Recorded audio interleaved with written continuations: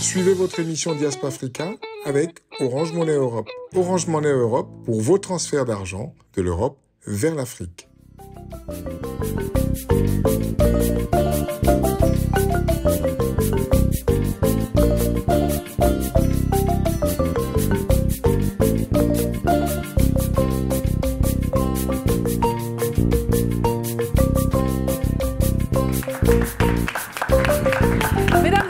Ravi de vous retrouver, installez-vous, votre émission Diaspora Africa va démarrer dans un instant. Vous le savez, cette émission met en avant ces personnalités qui font bouger les choses et on les aime ici dans l'émission Diaspora Africa. Alors, on aura le plaisir d'avoir ici sur le plateau deux personnalités différentes mais finalement qui se ressemblent énormément. Je vous demande d'accueillir comme il se doit Adama Camara, c'est l'une des voix les plus engagées de France, mesdames et messieurs, j'insiste dessus. Son parcours de vie à la fois difficile et marquant l'a conduit à lutter contre les violences urbaines en redonnant la parole aux jeunes. Il est avec nous, il s'appelle Adama Camara.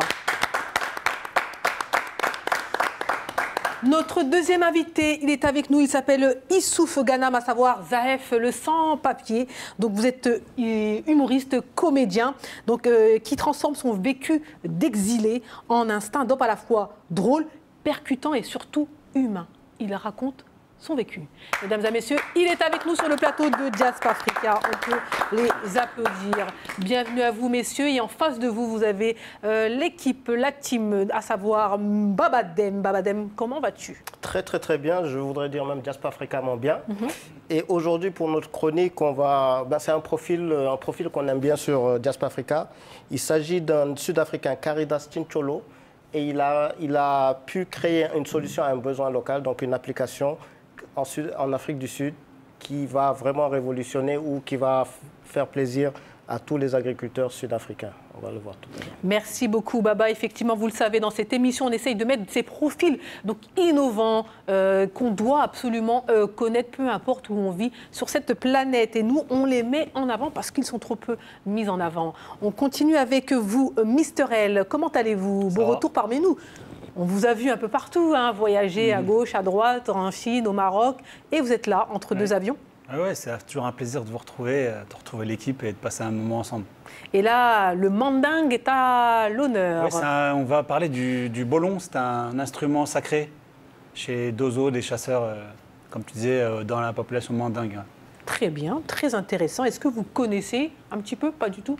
Eh bien, on va découvrir ensemble. On va découvrir. On va découvrir, effectivement. Alors, comme je l'ai dit, on a deux magnifiques profils ici sur le plateau de Diaspora Africa que vous allez découvrir, mesdames et messieurs. N'hésitez pas tout de suite à aller sur nos réseaux sociaux, Insta, YouTube, etc. et à commenter et surtout à regarder les vidéos précédentes et notamment celle-ci qui va arriver aussi sur Internet. Allez, on voyage sur Diaspora Africa.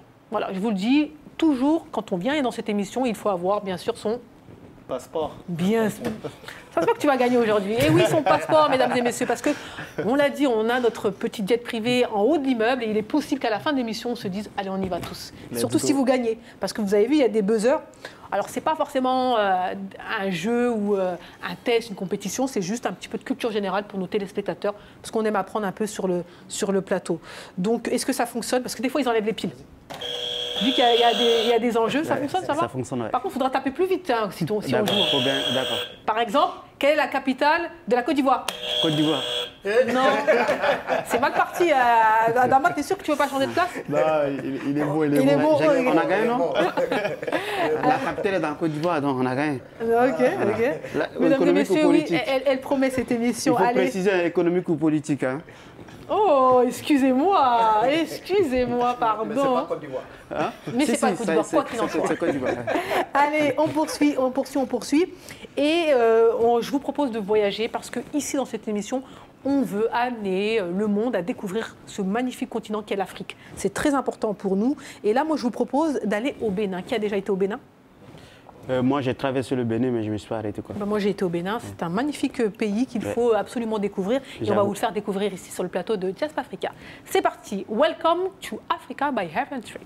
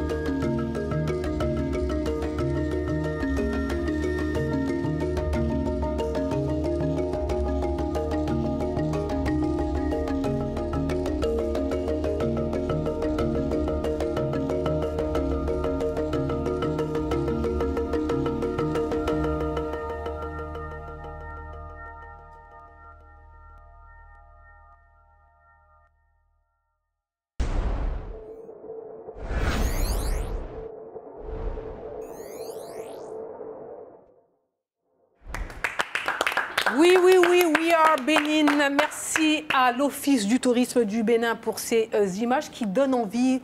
Voilà, c'est très verdoyant. On voit encore ici les images, ça donne envie. Est-ce que ça vous a donné envie, Adama, ainsi que Zaef? Moi, j'aimerais bien, ouais. Ouais. Alors, au Bénin, ouais. Pourquoi pas?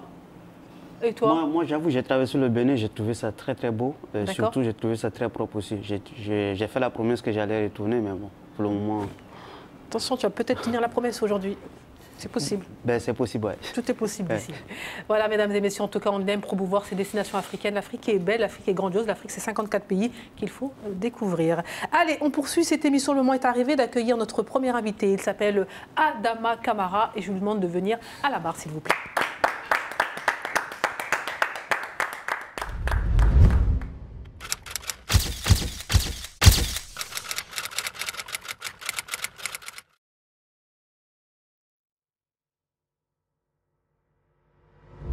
Adama Camara, c'est vraiment un plaisir de vous avoir ici sur le plateau de Diaspora Africa. Alors pour le coup, je tiens à le dire, je suis très très très honorée de vous avoir ici parce que quand on parle de personnes qui font, quand on parle de personnes qui changent des destins, quand on parle de personnes qui changent des vies, eh bien vous êtes vraiment l'archétype de ce type de personnes et moi j'insiste dessus. J'ai eu la chance de vous rencontrer à plusieurs reprises, et notamment lors d'événements. Et je suis toujours très émue quand je le reçois ou quand j'ai à parler de lui, parce qu'il a vécu des choses, il en a fait une force. Et aujourd'hui, il bataille pour. Il essaye de sensibiliser au maximum, il essaye de faire en sorte que la France puisse comprendre ce qu'il est en train de faire et puisse voir qu'il y a un intérêt, qu'il y a un impact. Et surtout pour ces familles, pour ces jeunes qui ont besoin et qui l'attendent les bras grands ouverts, parce qu'on parle de vie. Et c'est des vies que Adama tente de sauver. Alors vous êtes militant originaire de la région parisienne, reconnu pour votre engagement dans la prévention des violences entre jeunes, notamment les RICS, entre jeunes. Ancien détenu, vous avez été condamné à de la prison après avoir voulu venger la mort de votre frère, donc, qui a malheureusement été tué en 2011, paix à son âme.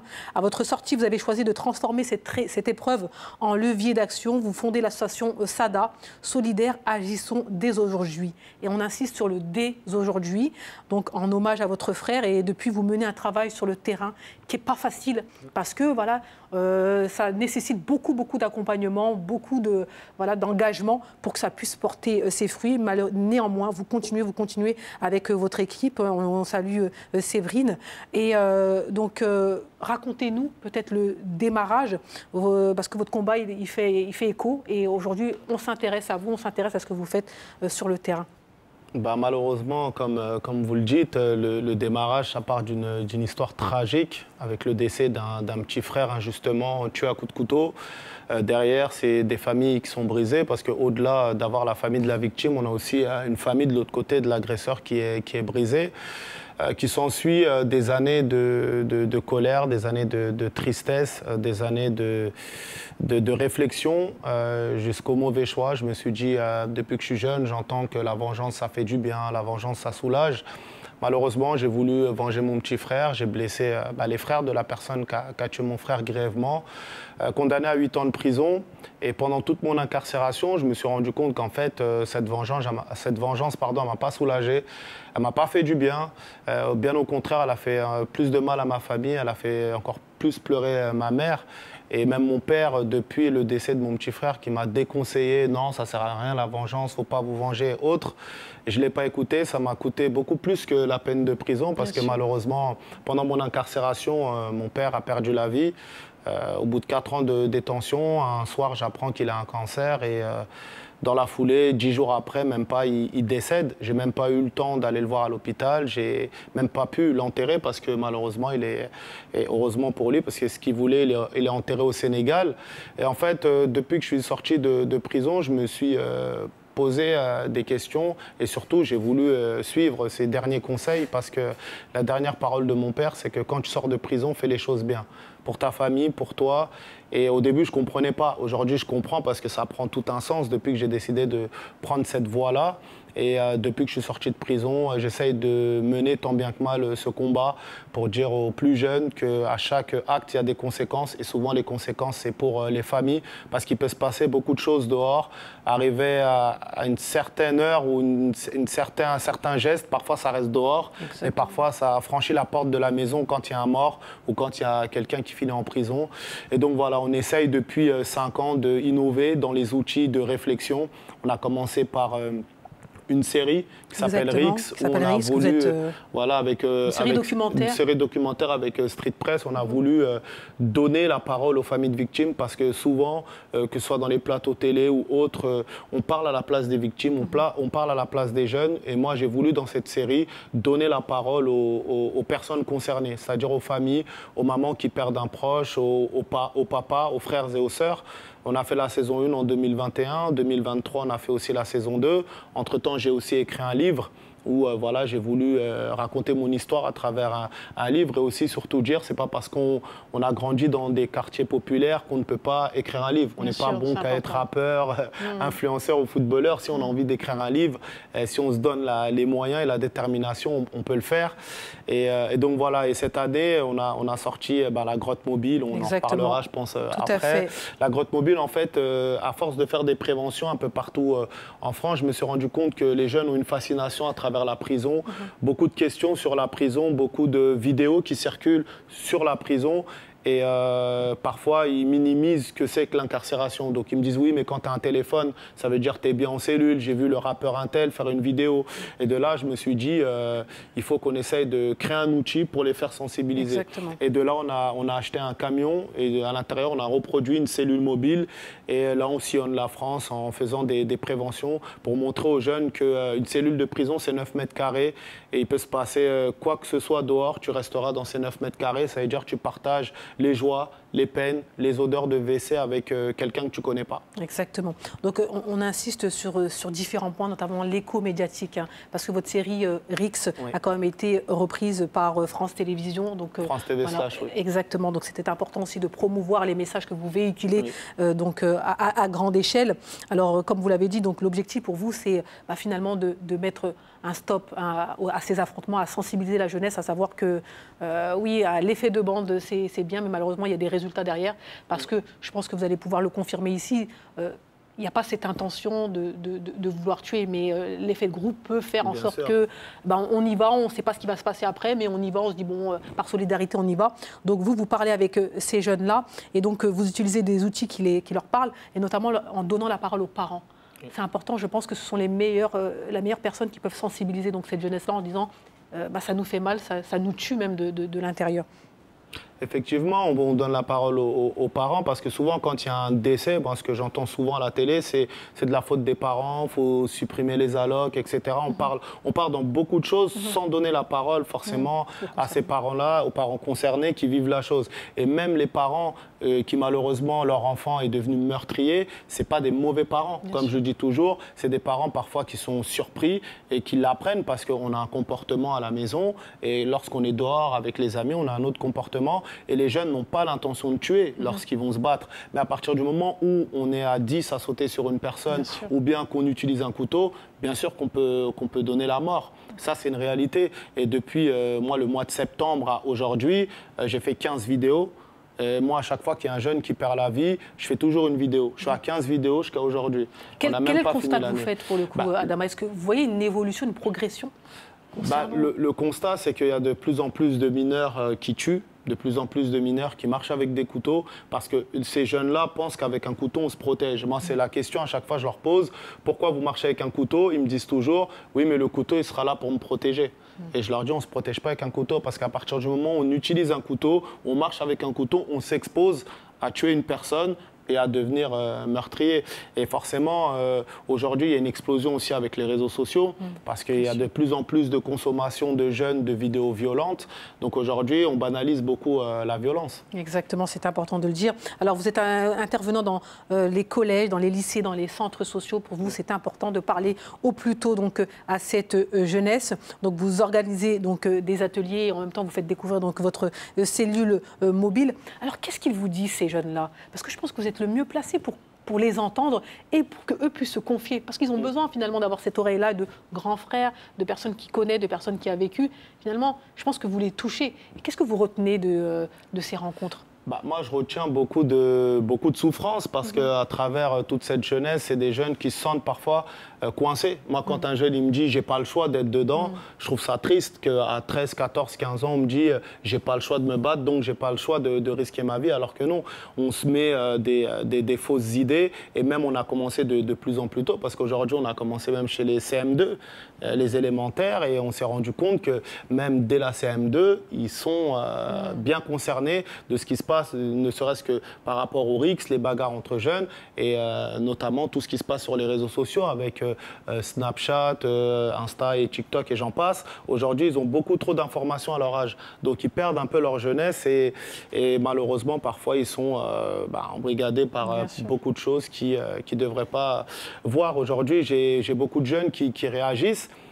Qui réfléchissent, qui me disent « Ouais, c'est vrai, Adama, ce que tu nous dis, c'est une réalité. » Ça les touche, ça les fait beaucoup réfléchir parce que je sais que souvent, après une intervention, le soir, j'ai souvent soit un jeune qui va m'écrire ou bien des parents qui vont m'envoyer un message, qui vont me dire « Mon enfant, depuis qu'il est rentré, il fait que de parler de la sensibilisation. » Moi, je pense que la sensibilisation, ça les touche beaucoup, ça les fait réfléchir.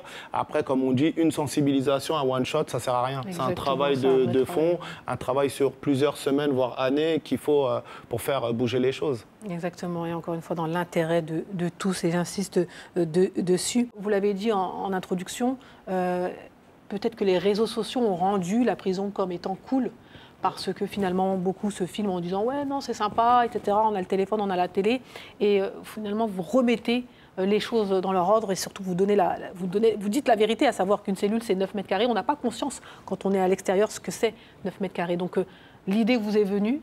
Et magnifique idée, donc vous pouvez voir les images qui s'affichent.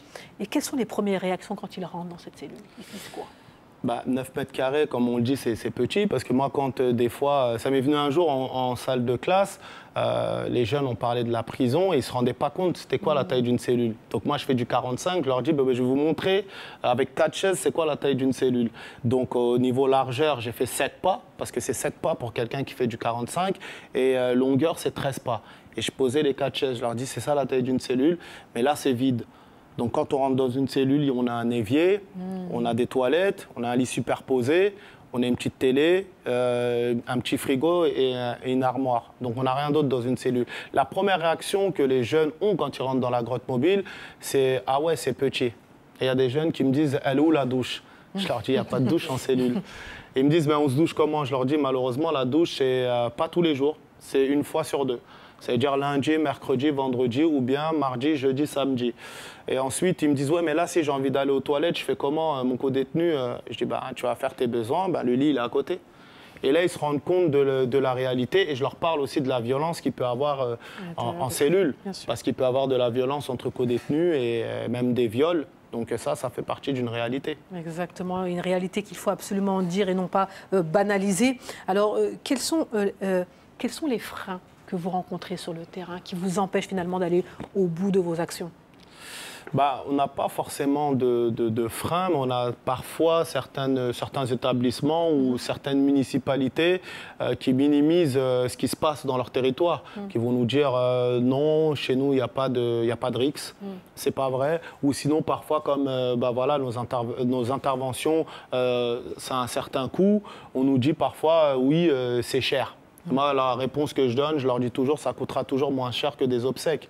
Donc aujourd'hui, de dire à une intervention c'est cher, il faut savoir ce qu'on veut mettre et là où on veut mettre l'argent. Parce que quand malheureusement il y a des émeutes ou autres, là par contre, pour nous faire intervenir, il n'y a pas de problème. Et c'est ça souvent le frein, c'est qu'on nous sollicite beaucoup plus quand il y a des problèmes que quand il n'y en a pas. Alors que la prévention, il faut la faire quand il n'y en a pas. Bien sûr.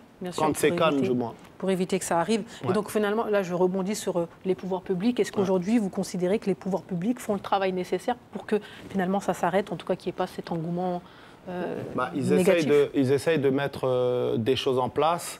Aujourd'hui, on nous sollicite beaucoup plus. Et moi, comme je leur dis toujours, on n'a pas la solution. La solution viendra des jeunes. C'est pour ça que quand nous demandent d'intervenir, souvent, on leur dit, on va faire une réunion, on fait une prévention. Après, à la fin, on demande aux jeunes, vous voulez faire quoi comme projet? Parce que de là, ça partira des jeunes, l'adhésion des jeunes part de leur projet. Et de là, après, on peut construire quelque chose à l'année. Juste une question, tout à l'heure, elle parlait de freins. Oui. Dans la perception de certains jeunes, j'ai vu ça dans des reportages, il y en a qui se disent que faire la prison, ça devient même un statut ou une reconnaissance sociale parce que dès qu'ils sortent, ils deviennent les caïds et une certaine... Est-ce que ça, c'est pas un frein aussi? Ça, c'est un frein aussi. C'est pour ça qu'aujourd'hui, on essaie de déconstruire toutes ces choses-là parce que beaucoup de jeunes pensent que passer par la case prison fait de nous un homme. J'ai la reconnaissance du quartier, de la street, comme ils disent les plus jeunes. Et moi, je leur dis, ne pensez pas que toute personne qui a mis les pieds en prison, toute sa vie sera traumatisée de la prison. La prison, ce n'est pas les réseaux sociaux. Comme je dis aux jeunes, vous regardez une vidéo pendant 1 minute, vous pensez que pendant 1 minute, la prison, c'est supportable, alors que 22 heures sur 24, on reste enfermé avec quelqu'un qu'on ne connaît pas et surtout, tous les traumatismes qui se passent en détention. C'est pour ça qu'on essaye de déconstruire et de leur dire aussi, au-delà de que vous soyez incarcérés, dehors, vous emprisonnez aussi votre famille. Parce que moi, quand aujourd'hui je fais des ateliers en prison, comme je leur dis, je vois toujours le même scénario. Je vois nos mamans avec des sacs de linge devant le parloir, la tête baissée, fatiguée, à attendre le tour de parloir pour aller voir son fils qu'elle a mis au monde pendant 30 minutes. Donc ça aussi, c'est une réalité qu'il faut déconstruire chez les jeunes. Bien sûr. Adama, pour conclure, qu'est-ce que vous avez à dire? Quel est le message que vous souhaitez véhiculer, que ce soit aux autorités, que ce soit aux enfants, que ce soit aux parents? Qu'est-ce que vous souhaitez dire après tant d'années sur le terrain, après 5 ans sur le terrain, après votre vécu, après vos expériences? Qu'est-ce que vous avez à dire aujourd'hui, après 5 ans? Moi, j'ai toujours une phrase que j'ai l'habitude de dire en fin de prévention avec les jeunes. Je leur dis toujours, vous savez, quand vous sortez de chez vous, faites comme si vous avez un sac à dos invisible. Et ce sac à dos, c'est votre famille parce que quoi que vous allez faire, vous allez embarquer avec vous votre famille. Demain, vous allez en prison, vous embarquez votre famille avec vous en prison. Demain, vous perdez la vie, votre famille aussi, elle perd la vie. Donc, chaque acte a des conséquences, pas que pour vous, aussi pour vos familles. Donc, je sais que, et je reste conscient qu'on ne peut pas sauver tout le monde, mais d'essayer de diffuser un maximum ce message-là peut faire réfléchir beaucoup de jeunes. En tout cas, le message est passé et on vous applaudit chaleureusement. Merci et bravo pour ce que vous faites, Adama Kamara. Je vous en prie, il s'appelle Adama Kamara. C'est un homme sur le terrain qui milite, qui fait en sorte que, eh bien, tout cela s'arrête, qu'on n'ait plus de morts de ces jeunes, tout simplement, qui ont une si belle vie à vivre. Alors, mesdames et messieurs, on continue cette émission. Adama, bien sûr, on aura certainement d'autres questions qui vont venir au fil de notre heure ensemble. Allez, mesdames et messieurs, sans transition, on va continuer avec Babadem. Vous le savez, on a une chronique ici qu'on aime beaucoup, c'est mettre en avant donc, ces personnalités qui font bouger les choses, peu importe où elles se trouvent, que ce soit aux États-Unis, sur le continent africain, bien sûr, en Europe, peu importe, mais elles font briller l'Afrique et le reste du monde. Allez, c'est parti, Baba, on t'écoute. Et là, c'est destination l'Afrique du Sud.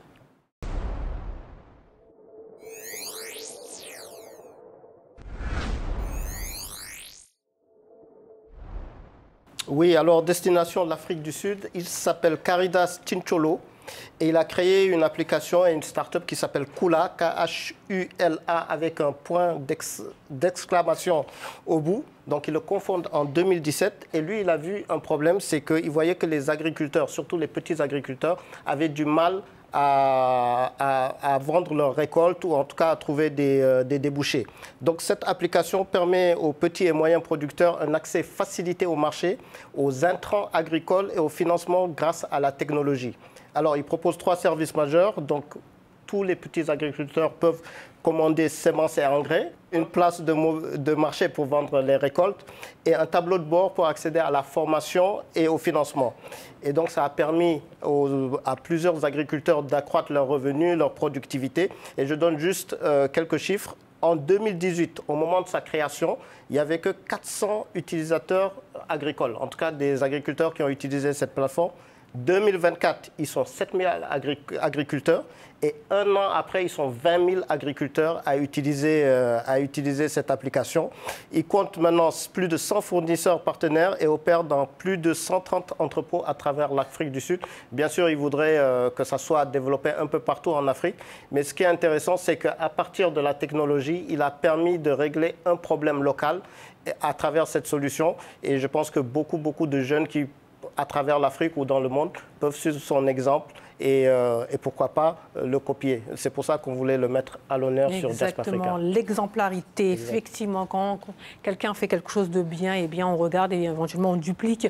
Mais voilà, on reste focalisé sur le bon côté des choses. Vous en pensez quoi, Zaef et Adama, de ce genre d'innovation et surtout, quel est votre lien avec le continent africain aujourd'hui? Je suis né dans un pays où l'ancien président, le premier président disait que la richesse d'un pays, c'est l'agriculture. Donc voilà, moi, ça me fait plaisir de voir qu'on a un jeune qui a créé ça. Parce que moi, je compte justement retourner à la terre, aller cultiver la terre, parce que je crois que l'Afrique a vraiment besoin de ça. Moi, j'ai vécu une période où, quand j'étais à l'école, on nous donnait à manger à l'école et c'était la nourriture venue d'ailleurs. Donc, il serait temps maintenant que nous-mêmes, on produise nos propres... Bien sûr, c'est voilà, très et comme très ça, on aura important. la liberté, quoi. Exactement. Adama, forcément, vous êtes certainement sollicité aussi par des jeunes d'un peu partout dans le monde. Est-ce que vous voyez aussi donc, des personnes vivant sur le continent africain vous solliciter pour X, Y raison, hein, comme on aime le faire, hein, bien sûr, en tant qu'Africain? Déjà, c'est une très belle initiative. Moi, je pense que c'est une initiative révolutionnaire, ce qu'il fait. C'est très important. Et comme il a dit, il a réglé un problème local qui peut devenir national, voire mondial aujourd'hui. Et aujourd'hui, moi, mon rapport avec mon pays, moi, c'est le Sénégal. Moi, la première fois, malheureusement, que j'ai mis les pieds en Sénégal, c'était en 2022. C'était tardivement, j'avais 33 ans. Et il est vrai que mes premiers pas là-bas m'ont fait découvrir pas mal de choses. Je me suis dit qu'en fait, il me manquait cette partie de ma vie que je ne connaissais pas. Et réfléchi sur pas mal de choses. Et aujourd'hui, je suis aussi sollicité au Sénégal. Bien sûr, on me dit parfois qu'il y a des tensions et on veut faire aussi des préventions au Sénégal. Donc moi, je pense que tout jeune, toute personne issue de la diaspora doit à un moment donné revenir aux racines un minimum pour être mieux connecté. Parce que parfois, moi je me suis rendu compte que je me battais pour un quartier plus jeune, alors que mon père il ne vient pas de ce quartier-là et le quartier ne porte pas le nom de mon père. Et c'est que quand j'ai mis les pieds au Sénégal, j'ai vu là où il a grandi, dans le village dans lequel il a grandi, je me suis dit c'est quand même une honte que je me suis battu en France pour un territoire alors que mon père il a quitté là pour avoir une vie meilleure pour sa famille. Donc aujourd'hui, c'est pour ça qu'on essaie de monter aussi des projets, retour aux sources souvent, faire des projets humanitaires au travers le pays, en Afrique, pour pouvoir montrer même aux plus jeunes d'être sénégalais, maliens, marocains ou autres, c'est pas que pendant la CAN, quoi. Donc, exactement, voilà. Exactement.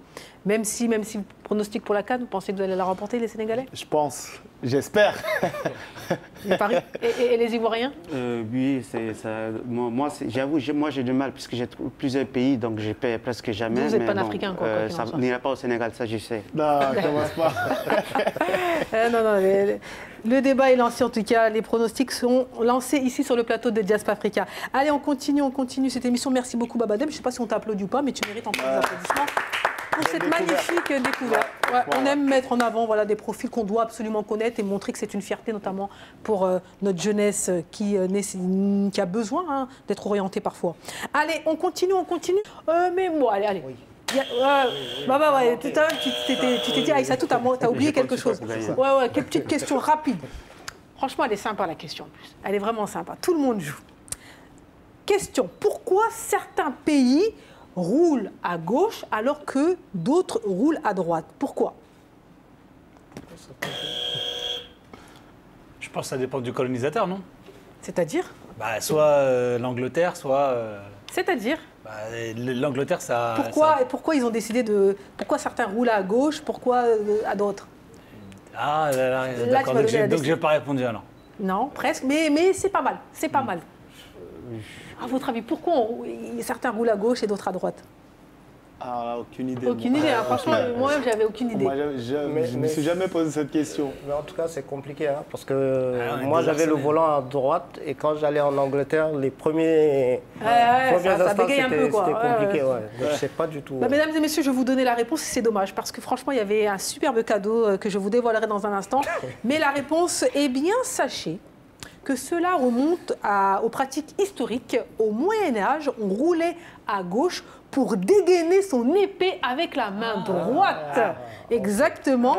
Et la France a imposé donc la conduite à droite sous Napoléon. Donc ça a changé, avant c'était à gauche. Tandis que le royaume a conservé le roulement à gauche. Donc en gros, dans les pays, on roulait à gauche parce que à droite, quand on voulait dégainer l'épée, eh bien voilà. C'est marrant, hein? J'étais loin de penser que ça Exactement. Je constate que l'Europe, ils ont toujours fait la guerre en fait. Toujours lié à la guerre, à se battre. L'humanité même. C'est ça qui est triste. Ouais, c'est ça, je pense que c'est plutôt l'humanité. Allez, on continue, mesdames et messieurs, avec notre tour d'Afrique. Et oui, là, c'est destination le Mozambique. Un jeune inventeur propose des lunettes intelligentes pour les aveugles. Voilà, encore un beau parcours ici sur le plateau de Diaspora Africa et on y va tous ensemble au Mozambique.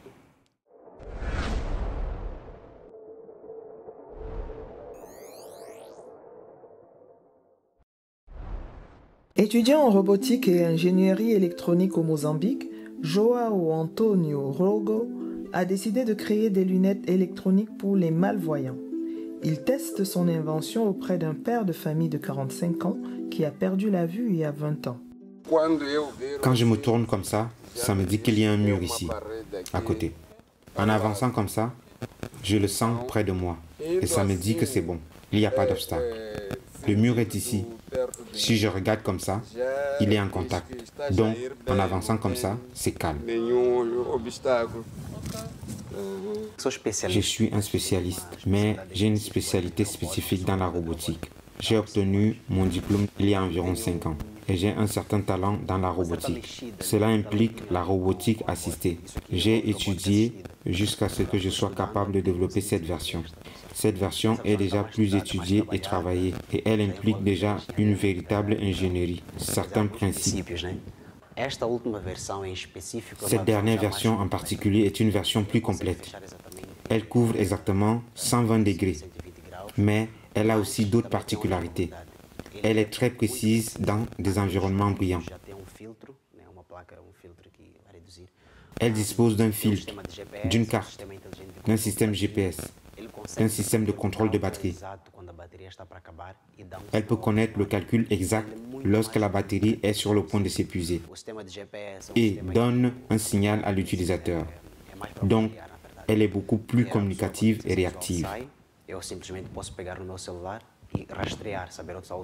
À la fin 2024-2025, j'ai lancé la version brevetée de Vision Hope 0.2, qui est une version plus complète permettant aux personnes malvoyantes de se déplacer d'un point à un autre sans l'aide d'autres personnes, et parfois sans l'aide d'une canne.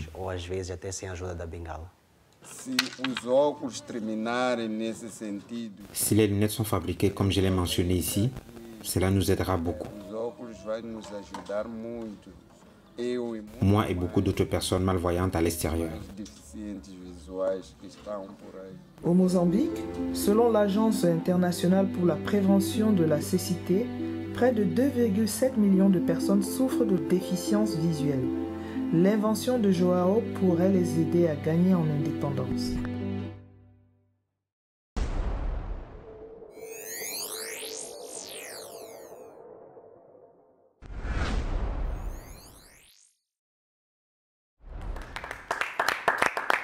Comme on aime le dire, un problème, eh bien une solution locale. Et donc voilà, cet homme qui a répondu donc à la demande de beaucoup de personnes malvoyantes. Donc il répond à ce besoin qui est hyper important, à savoir la vue.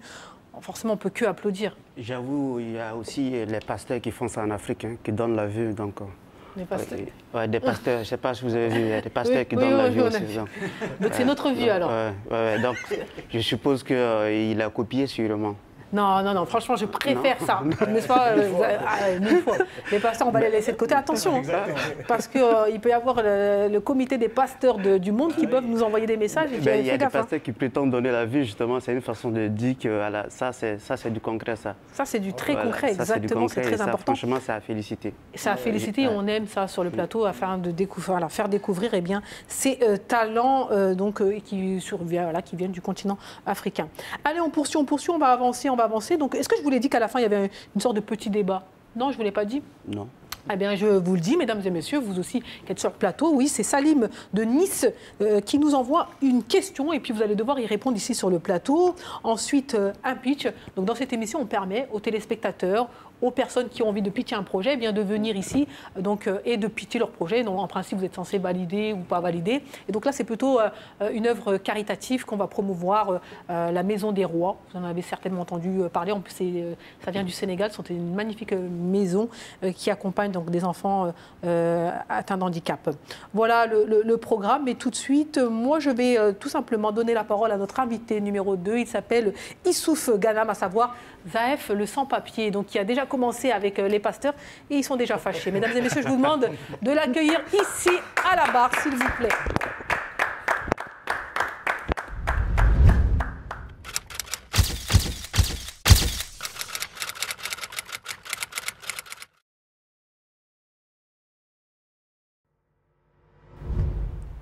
Alors Zaef, c'est un plaisir de vous avoir ici sur le plateau, après vous avoir vu sur scène.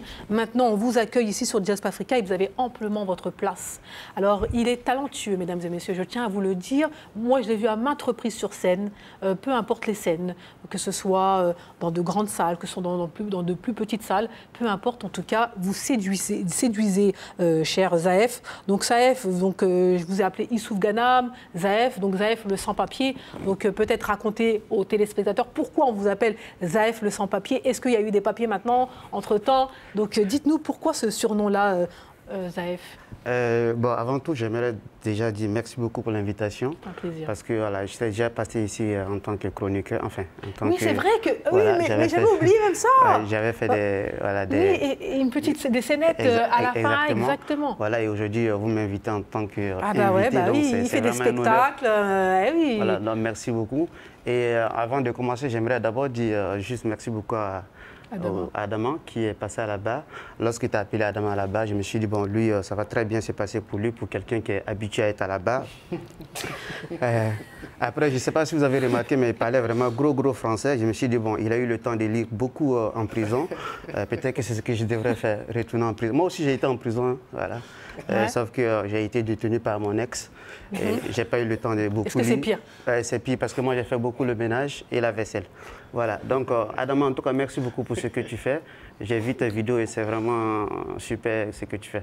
Exactement, voilà. c'est important. Aïssatou, je reviens à toi, merci beaucoup. Et Zaef le sans-papier, ce nom est venu de... Quand je suis arrivé d'Afrique, j'ai atterri d'abord à Nantes. Et arrivé à Nantes, j'ai commencé à me faire des amis, mes frères africains, donc des frères noirs. Sauf qu'à chaque fois qu'ils apprenaient que je n'avais pas de papiers, 2-3 jours après, je n'avais plus d'amis. Donc je ne savais pas les raisons. Et c'est l'ami avec qui je vivais qui m'a dit, en fait, il ne faut pas arrêter de dire que tu n'as pas de papiers à nos frères, sinon ils vont te fuir. Parce que ne pas avoir des papiers en France, c'est synonyme de problème et tout le monde fuit les problèmes. Et quand il m'a dit ça, j'ai dit, donc il me fuit parce que je n'ai pas de papiers. Il m'a dit oui. J'ai dit, OK, ce qu'on va faire, c'est que dorénavant, je ne vais plus m'appeler Zaef tout court, je vais m'appeler Zaef le sans-papier. Comme ça, quand il me pose la question, je réponds que je n'ai pas de papier et qui reste est mon ami et qui ne reste pas n'est pas mon ami.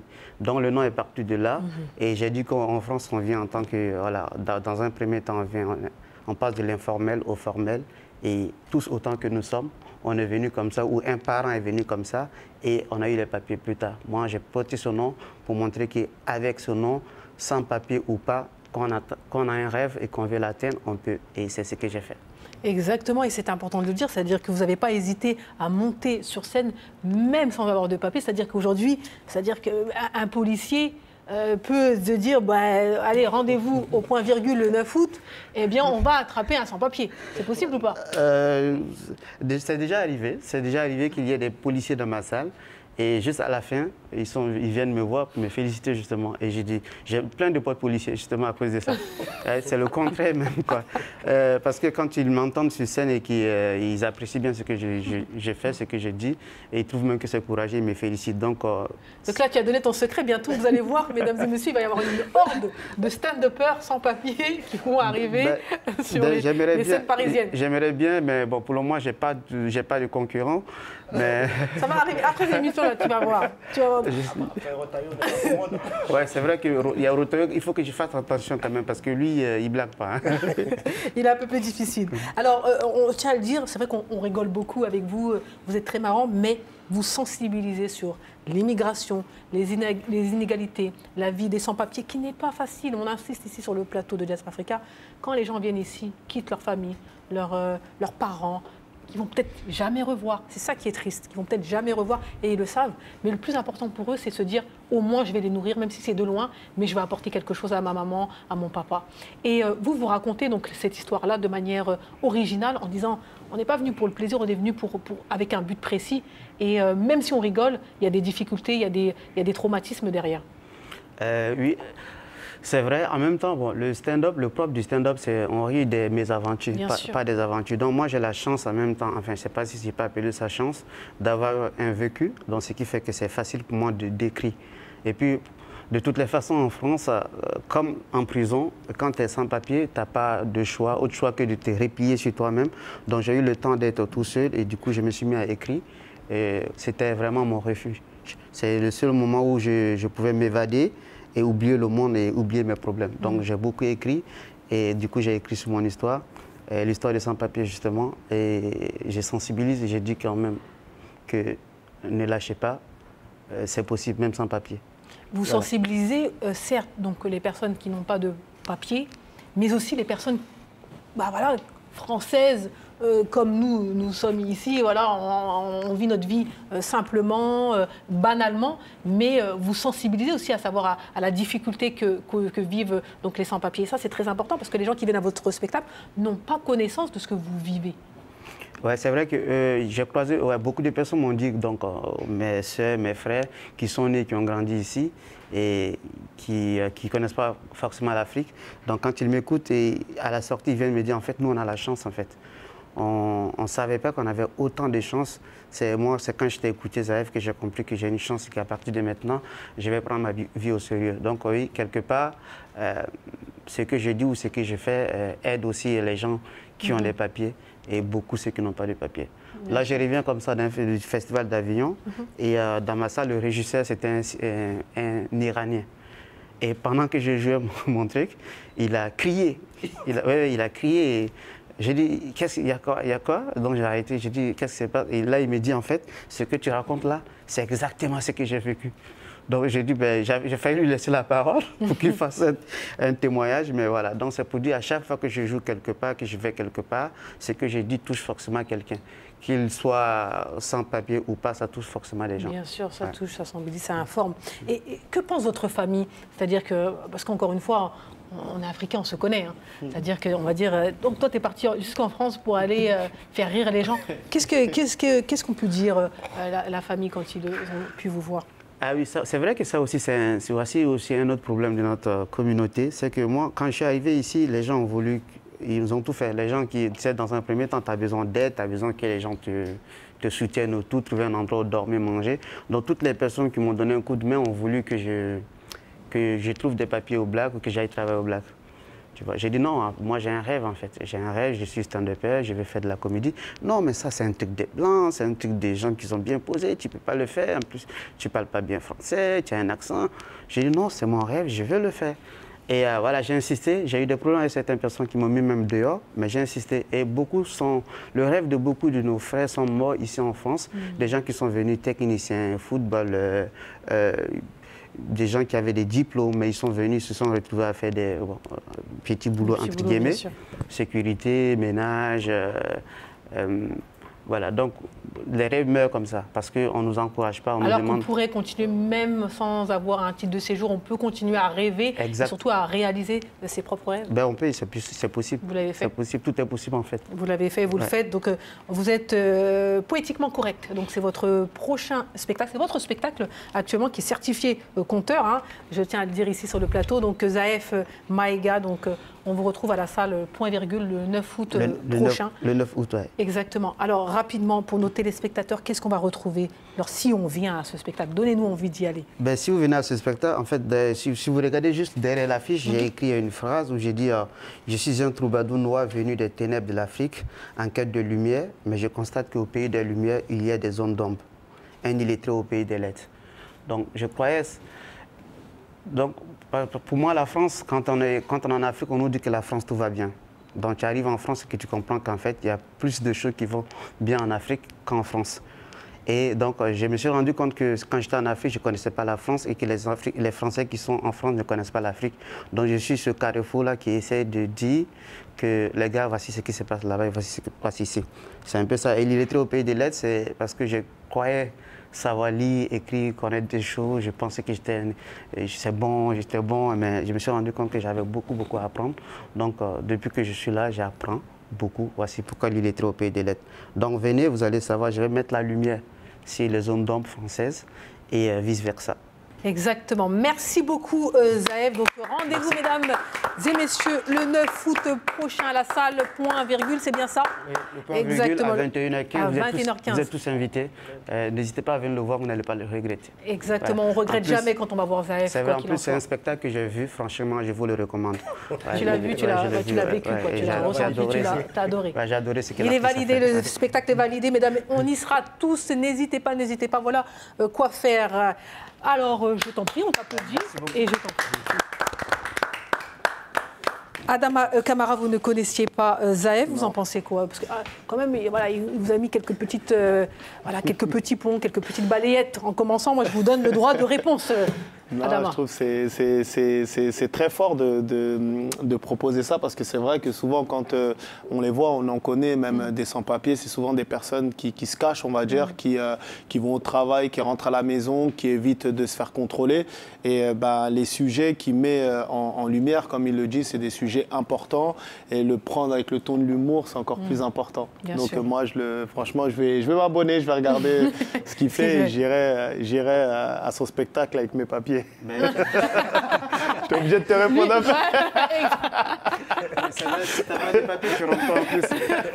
Mais tu es invité, en tout cas, tu es invité. Merci en tout cas, merci. Voilà, mesdames et messieurs, c'est un plaisir de vous avoir ici sur le plateau, Adama ainsi que Zaef. On continue avec l'agenda des diasporas. Et oui, certes, le 9 août, il y a cet événement-là, mais il y a aussi d'autres événements. N'hésitez pas à regarder cet agenda-là ou à nous envoyer vos flyers. On diffuse. C'est parti, l'agenda des diasporas. L'agenda des diasporas avec Orange Monnaie Europe.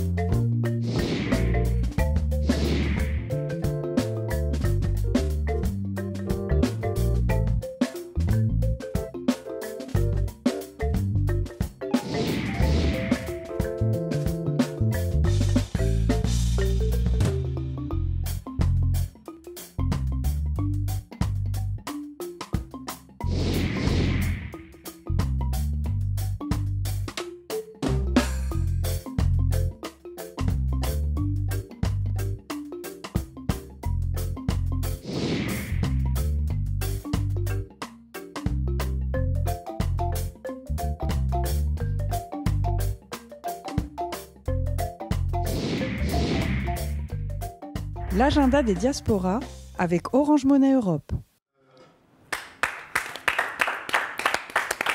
De retour retour sur le plateau, mesdames et messieurs. On poursuit cette émission avec une petite coupure rapide. Hein. Ne bougez surtout pas. Et puis on revient dans un instant avec vous, Mr. L, qui va nous parler donc d'un instrument de musique qui vient du mandé. Allez, petite coupure et on revient.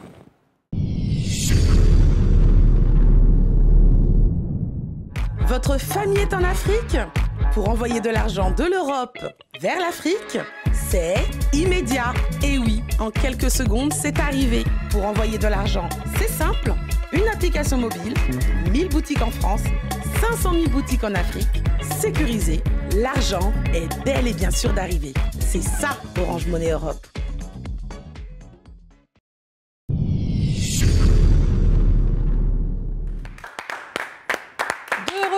Sur le plateau, mesdames et messieurs, nous avons le plaisir d'avoir Adama Kamara qui est venu ici nous parler de ses actions terrain concernant les RICS avec notamment sa cellule mobile. Dommage, on aurait pu la voir ici, en tout cas à l'extérieur, on aurait fait une petite vidéo. Zef, on t'aurait mis dans la cellule mobile, moi je pense.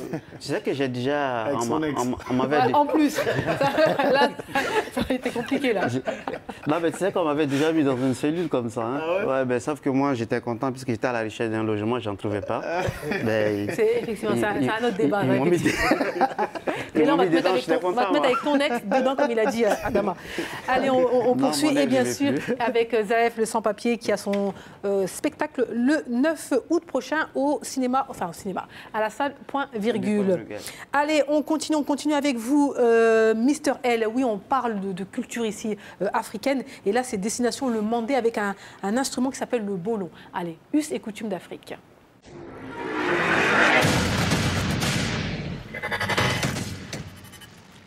Oui, alors aujourd'hui, on va parler du bolon. C'est un instrument. Alors pourquoi j'ai choisi? Parce que c'est un instrument qui n'est pas un instrument classique. C'est un instrument sacré. C'est-à-dire qu'on ne joue pas pour écouter de la musique ou pour danser, etc. Il est exclusivement destiné à des rites. Il faut le savoir. Chez les dozo, chez les chasseurs dozo, en fait, on l'utilise pour communiquer avec les esprits de la forêt, les esprits des ancêtres, les esprits des animaux. Et puis, avant d'aller, on va dire, à la chasse, on en joue pour pouvoir être protégé par les esprits et pour être, on va dire, en sorte caché pour pouvoir attraper les animaux. C'est-à-dire avoir des capacités de camouflage pour pouvoir attraper les animaux. Et c'est un instrument, en fait, qui est à la base, c'est une calebasse. C'est un instrument double en réalité, parce qu'il y a une calebasse qui sert pour les percussions, qui est habillée d'une peau soit de chèvre ou d'antilope. Il y a une tige longue avec 3 ou 4 cordes qui sont soit en boyau, soit en nylon. Et donc en fait, celui qui joue, c'est des rites initiatiques, hein, c'est-à-dire que ce n'est pas n'importe qui joue non plus. Ça se transmet de génération en génération. C'est des gens, des musiciens qui jouent exclusivement dans cet instrument. Et en fait, du coup, vous pouvez, comme on voit à l'écran, on pince les cordes et on tape en même temps sur la calebasse. Donc c'est à la fois un instrument, on va dire une percussion, et un instrument à cordes. Voilà. Très bien, belle découverte. Qui connaissait ici sur le plateau? Personne? Non. Ouais, non, non plus. En tout cas, belle découverte. On vous applaudit. Mr. L. Bravo, oui, on aime promouvoir la culture africaine pour ceux qui connaissent l'Afrique ou pour ceux qui ne connaissent pas l'Afrique. Voilà, on essaye de vous la faire découvrir de la plus belle des manières. Allez, nous sommes presque au terme de cette émission. Oui, ça va très vite, mesdames et messieurs. Alors, je vous propose un pitch. Comme on a dit, on essaie de promouvoir ceux qui font bouger les choses. Et là, c'est destination le Sénégal. Avec cette maison des rois qui met en avant le travail effectué par ces jeunes, notamment de la diaspora, qui ont décidé de créer donc un centre dédié aux enfants atteints d'infirmité motrice cérébrale. Allez, et en plus, ceux-ci ont besoin de nous, mesdames et messieurs. Allez, on regarde.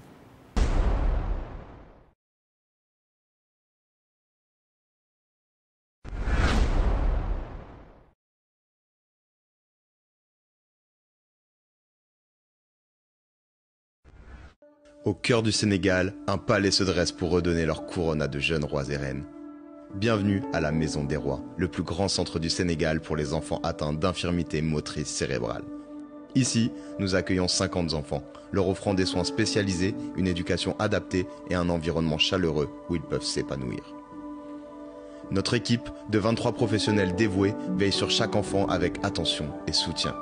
Chaque jour, nous sommes témoins de progrès, de sourires retrouvés, de pas en avant. Mais maintenir ce royaume n'est pas chose facile. Les coûts pour faire vivre notre centre sont immenses. Et malgré toute notre détermination, nous sommes en sous-effectif. Pour assurer notre avenir, nous visons l'autosuffisance, avec des panneaux solaires couvrant déjà 60% de nos besoins et un jardin communautaire en développement. Nous avançons vers l'indépendance. Mais nous avons besoin de vous. Nos jeunes rois et reines comptent sur votre soutien. Nous recherchons des partenariats durables avec des professionnels et des soutiens solides qui nous accompagneront sur le long terme. Partagez cette vidéo, parlez-en autour de vous et rejoignez-nous. Ensemble, construisons leur royaume.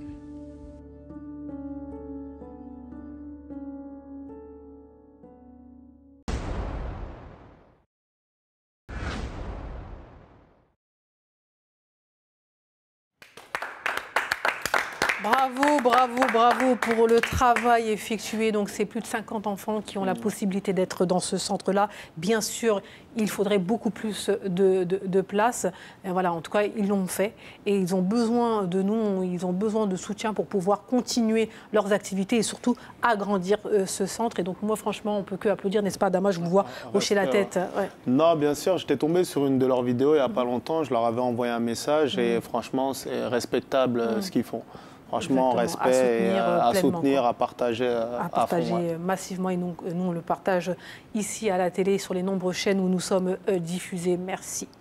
Allez, mesdames et messieurs, nous sommes au terme de cette émission et on va lancer donc le petit débat. Donc, il y a Salim de Nice qui envoie une question. Et donc, je pense que ça va vous parler.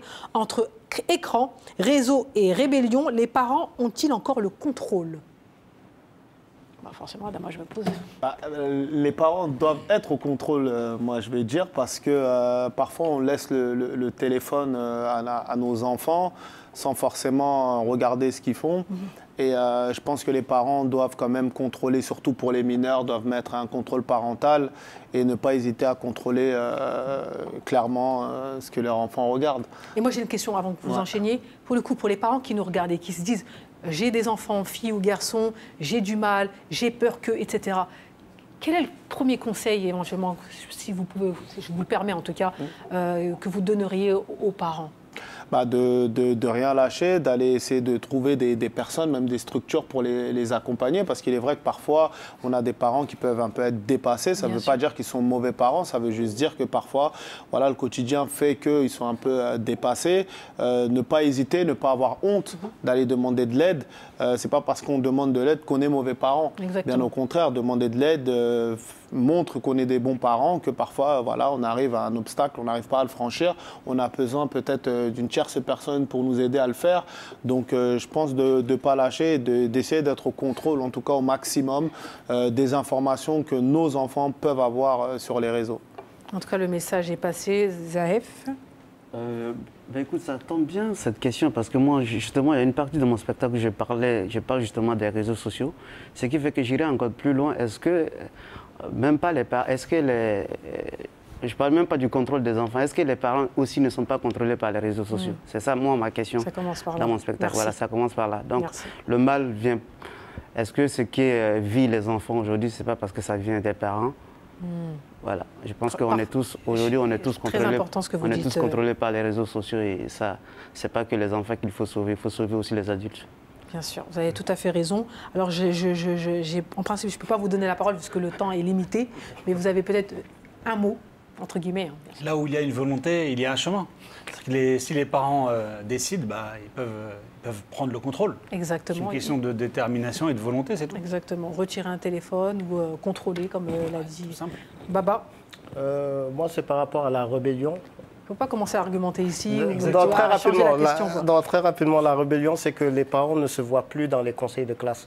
Or, s'il y a plusieurs parents qui laissent leur enfant faire, celui qu'on interdit va se dire les autres font la même chose. Donc, je voulais juste que les parents s'accordent entre eux au niveau d'une classe, par exemple, pour interdire... le téléphone. Je pense que presque tout a été dit, quoi qu'il en soit, mais si ce n'est pas le cas, on n'a plus le temps. Voilà, mesdames et messieurs, nous sommes au terme de cette émission. Merci à nos invités. On peut, encore une fois, les applaudir. Zaef, Maïga, poétiquement correct. Adama Camara et donc sa cellule mobile et bien sûr toutes les actions terrain. Et puis pour le coup, les parents qui ont besoin d'être accompagnés, les structures qui ont besoin d'être accompagnées, les associations qui ont besoin d'être accompagnées, n'hésitez pas à contacter Adama via les réseaux sociaux, mais surtout aussi Séverine aussi qui travaille avec Adama parce que oui, des messages il en reçoit des tonnes et des tonnes. Eh bien, mesdames et messieurs, n'hésitez pas, il existe des gens qui peuvent accompagner, qui peuvent vous sortir eh bien, de ce mal, de ces difficultés-là. Merci à vous, les chroniqueurs chic-choc, et surtout à vous, chers téléspectateurs. Rendez-vous la semaine prochaine pour un nouveau numéro. Bye bye.